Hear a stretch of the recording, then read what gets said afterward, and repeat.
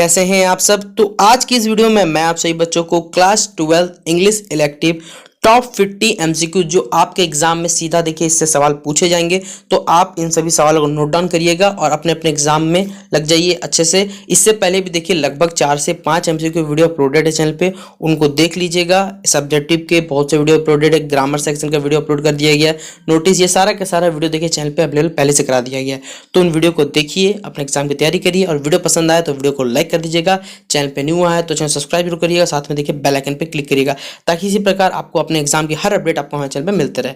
तो चलिए बिना वक्त को बर्बाद किए वीडियो को शुरू करते हैं। पहला सवाल देखिए आपसे एग्जाम पूछा जा सकता है कि where was the city of old Kailash. देखिए ओल्ड कैलास जो सिटी है वो कहाँ पर है ये हम बताना। इन कोलंबिया इन साउथ अमेरिका होगा पहले बात, ये गलती ही टाइप है तो आप लोग शॉर्ट मत करिएगा, यहाँ साउथ होगा।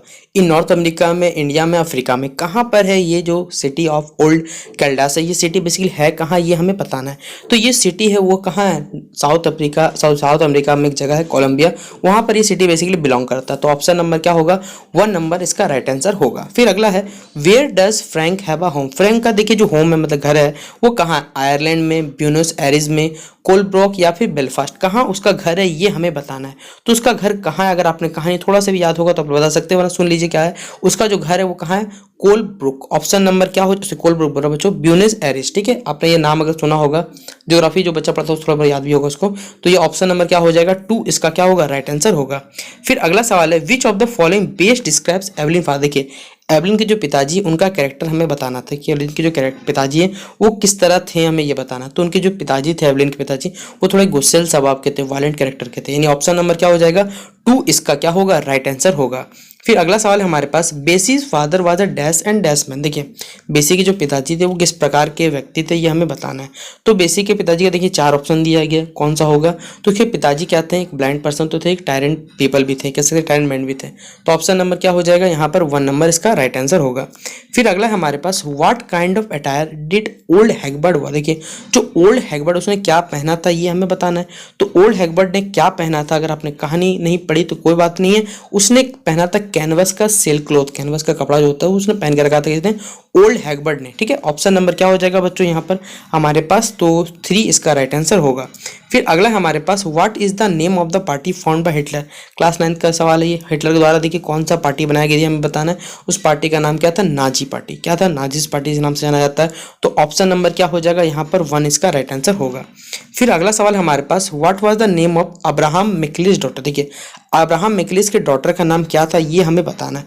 तो उनके देखिए अब्राहम मैकलिस के डॉटर का क्या नाम था, तो याद रखिए उनके बेटे का नाम क्या था, स्लेविया। ऑप्शन नंबर क्या होगा, 2 इसका राइट आंसर होगा। फिर अगला सवाल है who is the writer of the story 1 centimetre. 1 centimetre जो स्टोरी है उसके जो राइटर है उसका नाम क्या है हमें ये बताना है। तो इसके लेखक का नाम क्या है, याद रखिएगा परीक्षा में बार बार सवाल पूछा जाता है। तो इसका राइट आंसर हो जाएगा बाय टू मिन। ऑप्शन नंबर हमारे पास क्या है, सी नंबर, या फिर कह सकते हैं 3 नंबर इसका राइट आंसर होगा। फिर अगला सवाल है who is the main character of the story 1 centimetre जो चैप्टर उसका मेन कैरेक्टर पूरा घूमता कहानी घूमते किसके, तो एक ताओ इंग। गलती मत करिए, देखिए ताओ यांग नहीं है, ताओ इंग है इसका नाम है। तो ताओ इंग ताओ इंग ताओ इंग रिंग रिंग याद करते रहिएगा तो याद हो जाएगा 1 सेंटीमीटर कहानी किसका है, ताओ इंग रिंग 1 ही सेंटीमीटर को मान के चलिए को, तो इसका भी नाम क्या हो जाए, ताओ विंग इसका राइट आंसर होगा। फिर अगला है हमारे पास Blake started writing poetry about. देखिए जो ब्लैक है उन्होंने पोएट्री किस साल से लिखना बंद कर सकते हैं, शुरू कर दिया, तो ये हमें बताना है। 65, 40 से 65 जो भी उम्र था ये हमें बताना है। तो किस उम्र से देखिए उन्होंने स्टार्ट कर दिया था, वो उम्र क्या थी, तो 10 से 15 साल के बीच में। ऑप्शन नंबर क्या हो जाएगा यहाँ पर हमारे पास, ऑप्शन नंबर क्या टिक करिएगा आप लोग, तो ऑप्शन नंबर बचा होगा हमारे पास डी नंबर 10 से 15 साल। फिर अगला है how mean to those that see delineation of nature summer day. Nature का समर डे देखिए बेसिकली किस प्रकार से दिखता है ये हमें बताना है। तो इसका आंसर हो जाएगा किसके लिए दिखता है, ठीक है, किसके लिए मैंने बताया जा रहा है। तो इसका राइट आंसर क्या हो जाएगा बच्चों हमारे पास, वो हो जाएगा ऑप्शन नंबर 2 वेंडिक्यास। ठीक है, ये ऑप्शन है हमारे पास 2 आंसर में इसका राइट आंसर। ठीक है, इसका 2 नंबर टिक करिएगा। फिर अगला है हमारे पास what kind of poetry devices used in the poem trees. देखिए ट्रीज पोएम में कौन सा पोएट्री डिवाइस की इस्तेमाल हो जाने की बात कही जा रही है हमें बताना है। तो यहाँ पर कौन से पोएट्री डिवाइस की इस्तेमाल किया, तो कोई पोएट्री डिवाइस होता नहीं, बेसिकली एक इमेजिनरी माना हुआ चीज रहता है। ठीक है, इसलिए ऑप्शन नंबर क्या हो जाएगा, 1 नंबर इसका क्या होगा राइट आंसर होगा।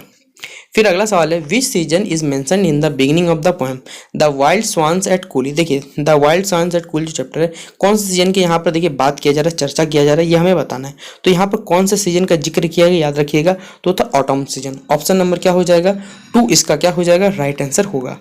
फिर अगला सवाल है under the October Twilight the water. ठीक है, ये आपके पोएम का कहानी है, सॉरी लाइन है, उसमें से कुछ देखिए फिल इन द ब्लैंक छोड़ दिया गया, इसे आपको भरना है। यहाँ पर क्या भराएगा, तो पोएम देखिए थोड़ा सा तो कह सकते हैं हिंदी आपको याद रखना पड़ेगा। अंडर द अक्टूबर टॉयलेट जो वाटर था वो कैसा था ये हमें बताना है। तो इसका राइट आंसर क्या हो जाएगा बच्चों, ये इसका राइट आंसर हो जाएगा हमारे पास, वो हो जाएगा एक कह सकते हैं एक मिरर की तरह बिहेव कर रहा था जब हमारा जो स्काई रहता शांत रहता है, स्टिल स्काई शांत रहता है। ठीक है, तो ऑप्शन नंबर क्या हो जाएगा डी नंबर या 4 नंबर इसका राइट आंसर होगा। फिर अगला सवाल है one day you look up and see one of them eyeless silent a zigzag sky showing. यहाँ जो आईलेस वर्ड है, ठीक है, आईलेस वर्ड है जो यहाँ पर क्या क्यों किसके लिए इस्तेमाल किया जा रहा है ये हमें बताना है। 4 आपको देखिए यहाँ पर ऑप्शन दिए गए किन के लिए इस्तेमाल किया जा रहा है। ये जो वर्ड है आईलेस वो इस्तेमाल किया जा रहा है क्लॉक टावर के लिए, यानी ऑप्शन नंबर क्या हो जाएगा 1 नंबर इसका राइट आंसर होगा। फिर अगला सवाल है हमारे पास which of the following is the kinds of natural celebrity. देखिए नेचुरल सेलिब्रिटी में प्राकृतिक रूप से गुलाम हम लोग किसे कहते हैं ये हमें बताना है। तो प्राकृतिक रूप से गुलाम क्या हो जाएगा हमारे पास यहाँ पर जो लोग लिखना जानते हैं पढ़ना जानते नहीं, ये दोनों नहीं हो सकता। जो देखिए जिनके पास खाने की कमी है उनको ही हम लोग किस कैटेगरी में रखते हैं, तो जो गुलाम बनना चाहते हैं, यानी ऑप्शन नंबर क्या हो जाएगा 3 इसका क्या हो जाएगा राइट आंसर हो जाएगा। अगला सवाल देखिए आपसे पूछा जाएगा कि which birds were flying in the sky during the shooting of the movie. देखिए जब मूवी की शूटिंग चल रही थी कौन से बर्ड्स आसमान में उड़ रहे थे ये हमें आपको बताना है। तो कौन सा देखिए बर्ड्स उड़ रहा था याद रखिएगा, तो उस टाइम क्रेन्स उड़ रहे थे, जैसे साइबेरियन क्रेन आपने देखा होगा, राजस्थान का जो राजस्थान का राजकीय जो पक्षी है उसे कहा जाता है। ठीक है, साइबेरियन क्रेन जो जब भारत में कह सकते हैं जब बाहरी देश ठंडे पड़ते हैं तो वो आता है, बहुत अच्छा पक्षी होता है। अगर आप इंटरनेट सर्च करिएगा तो आपको पता चले कैसा क्रेन होता है। ठीक है, या फिर आपने चिड़ियाघर में देखा हो, लेकिन मैं साइबेरियन क्रेन की यहाँ पर बात कर रहा हूँ आपको। फिर अगला हमारे पास what kind of clothing the company was wearing during the time of shoot. देखिए शूट के समय कंपनी किस प्रकार के वस्त्र पहनती थी ये हमें बताना है। तो इसका राइट आंसर क्या हो जाएगा बच्चों, देखिए शूटिंग करेगा तो हर चीज़ की जरूरत है, रेनकोट भी जरूरत पड़ना पड़ेगा, जिस प्रकार देखिए मूवी शूट हो रहा है, तो यहाँ सारा का सारा सही है। ऑप्शन नंबर क्या हो जाएगा डी इसका राइट आंसर होगा। फिर अगला है if a person is a philosopher. अगर कोई पर्सन फिलोसोफर है, दार्शनिक है, जैसे अभी ट्रेंडिंग में हमारे यूट्यूब में चल रहे हैं डॉक्टर विकास दिव्यकृति सर जी, फिलोसॉफी के बारे में पढ़ा रहे हैं, वो किसके बारे में बात करते हैं ये हमें बताना है। तो यहाँ पर आपको 4 ऑप्शन दिए गए, 4 ऑप्शन में क्या है वो अनंत की बात करते हैं। ठीक है, सभी लोगों के दार्शनिक मतलब होता है सीधा बात है, जो दार्शनिक मतलब सबको नजर से देखना है कि क्या सबका भाव है क्या नहीं, सिर्फ अपने नजर से देखने से तो नहीं चलेगा ना। तो 19 का क्या हो जाएगा 2 इसका राइट आंसर होगा। फिर अगला हमारे पास what are the things that fly out a person as stimulation in the ether. ठीक है, आपको 4 ऑप्शन दिए गए, वर्ड्स और thoughts, science, aspiration, all of this. तो क्या होगा यहाँ पर ये सारे के सारे जो चीज़ है वो पर्सन को बताया जा रहे हैं। तो ऑप्शन नंबर क्या हो जाएगा डी इसका राइट आंसर होगा। तो 20 तक क्वेश्चन हमारे कंप्लीट होते हैं। अब चलिए 21 से क्वेश्चन को देखते हैं। फिलहाल अगर इतना दूर अगर आपको वीडियो पसंद आया तो वीडियो को लाइक जरूर करिएगा और जितना हो सके शेयर दोस्तों को कर दीजिएगा कि इस चैनल को सब्सक्राइब कर ले, ताकि आपको अगर आप आर्ट्स के विद्यार्थी हैं, साइंस के विद्यार्थी हैं, कॉमर्स का देखिए अभी कुछ ठीक नहीं है क्योंकि कॉमर्स का वीडियो बनाना थोड़ा सा भी कठिन ही है, लेकिन आर्ट्स और साइंस का मैं कोशिश करूँगा सारा का सारा जो भी आपको टॉपिक रहेगा, चाहे सब्जेक्ट है, चाहे इकोनॉमिक्स हो, एग्जाम खत्म जैसे आपको इंग्लिश लिटरेचर खत्म होगा, इकोनॉमिक्स का आपको बहुत सारा वीडियो मिल जाएगा, हिस्ट्री मिलेगा, पॉलिटिकल भर भर के आपको वीडियो मिलेगा, इसकी चिंता मत करिए, चाहे फिलोसॉफी रखे हो चाहे सोशियोलॉजी रखे हो। तो चलिए वीडियो को आगे बढ़ाते हैं। अगला सवाल आपसे पूछा गया है कि what is the dream. Dream क्या है और ये किसका चैप्टर का हमारे पास, तो याद रखिएगा फ्रॉ फ्रीडा चैप्टर जुड़ा हुआ है। फ्रॉ फ्रीडा चैप्टर से ये बताना है कि ड्रीम क्या है ये हमें बताया गया। ठीक है, तो क्या ड्रीम वो रखती है जीवन में अपना कि वो ऐसा सब चीज़ों को छोड़ दे। तो to live right way option number क्या होगा 2 इसका राइट आंसर होगा। देखिए अपन थोड़ा जल्दी जल्दी स्टैट ऑप्शन नहीं पढ़ूंगा, स्टैट आपको बताते चलूँ क्योंकि देखिए इससे समय आपका बर्बाद होगा। ठीक है, और आपको एग्जाम का समय के लिए ज़्यादा आपको फोकस उधर करना है। फिर अगला है what does Harry do for living. Harry जिंदगी रहने के लिए जीवन यापन करने के वो क्या करता था ये हमें बताना है। तो याद देखिए हैरी क्या करता था, वो एक कह सकते हैं डेकोरेटिंग बिजनेस में क्या करता था, काम करता था। तो ऑप्शन नंबर क्या हो जाएगा हमारे पास 3 इसका राइट आंसर होगा। एवलिन देखिए कितने वर्ष की थी स्टोरी में ये हमें बताना है। तो एवलिन कितने वर्ष की थी 19 साल की, याद रखिएगा। ऑप्शन नंबर 1 इसका राइट आंसर होगा। फिर देखिए अगला सवाल आपसे पूछा गया कि captain is waiting for home. देखिए कैप्टन किसका इंतजार कर रहा था ये हमें बताना है। तो कैप्टन जी देखिए किसका वेट कर रहे थे, तो उसके जो बेटा खो गया तो उसका इंतजार कर रहा था, यानी हिज लॉस्ट सन इसका राइट आंसर होगा। फिर अगला है हमारे पास who was captain lost long देखिए कैप्टन का जो बेटा खो गया उसका नाम क्या था हमें बताना है। तो उनके देखिए बेटे का क्या नाम था याद रखिएगा, हैरी हैगबर्ट। ऑप्शन नंबर क्या होगा, डी नंबर या फिर 4 नंबर इसका राइट आंसर होगा। फिर अगला है हमारे पास who is the author of the story a wedding anniversary, इसके जो ऑथर का नाम है और ये बीबीए सवाल पूछा जाता है, याद देखिएगा इसका बहुत खतरनाक नाम है। तो इस चैप्टर में देखिए इसका नाम है इसाक बेसिवियस सिंगर। ऑप्शन नंबर 3 क्या होगा इसका राइट आंसर हो जाएगा, टिक करिएगा। फिर अगला सवाल है हमारे पास what was the professor of Solomon Margolin, देखिए सोलोमन मार्गोलिन जो थे उनका क्या व्यवसाय था, वो किस व्यवसाय से जुड़े हुए थे ये हमें बताना। तो वो क्या थे, एक डॉक्टर थे। ऑप्शन नंबर क्या हो जाएगा बच्चों इसका डी नंबर राइट आंसर होगा। फिर अगला है who said this lines in the story mine are flattering skills, mine जो है वो एक फ्लैटरिंग स्किल्स की तरह है। ये जो कह सकते कथन है किसके द्वारा दिया गया ये हमें बताना है। तो ये कथन किसके द्वारा दिया गया, देखिए गार्ड्स के द्वारा दिया गया। ऑप्शन नंबर क्या हो जाएगा 1 नंबर इसका राइट आंसर होगा। Who help Tao Yang to write a letter, Tao Yang की मदद देखिए किसने की थी पत्र लिखने में, ये हमें बताना है। उसकी मदद की थी उसके कलीग था जिसका नाम था क्या, राइटर नाम के नाम से था, इस निकनेम था। तो ऑप्शन नंबर क्या हो जाएगा डी इसका राइट आंसर होगा। फिर अगला हमारे पास the major event in Europe during Blake's life, देखिए जो सबसे बड़ी घटना थी ब्लैक्स की जिंदगी में वो क्या थी ये हमें बताना है। तो उसकी जिंदगी सबसे बड़ी घटना फ्रेंच रेवोल्यूशन। अब कमेंट बॉक्स में बताइएगा फ्रेंच रेवोल्यूशन क्लास 9 में पढ़ के होंगे, कब हुआ था। चलिए राजा का नाम बता दिए, उस टाइम फ्रेंच का राजा कौन था सबसे अच्छा, फ्रांस का।